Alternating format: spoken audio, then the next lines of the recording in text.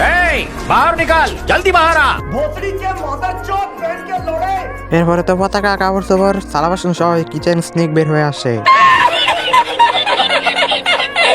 তারপরে বসে বসে দড়ি টানতে শুরু করে। কচ্ছপটা খোলসের ভিতর থেকে হাত বের করে দড়িটার এক মাথায় এর পাওয়ার সাথে বেঁধে দেয়। দড়ি টানতে টানতে যখন এর পাওয়া বের হয়ে আসে, এ তখন কচ্ছপের পা ভেবে সেখানে স্যান্ডউইচ লাগিয়ে খেতে শুরু করে।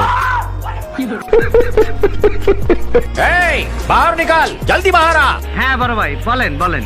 আরে তোমাকে তো খুঁজেই পাওয়া যায় না। तेरा बाप यहाँ छोड़कर गया था कि तेरी माँ?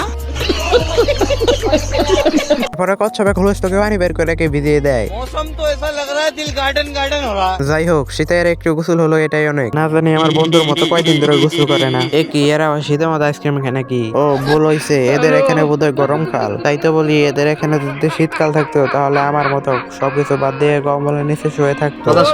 না মানে আমি সবকিছু বাদ দিলেও গোসল বাদ দিই না। আপনাদের কি মনে হয় আমি গোসল করি না?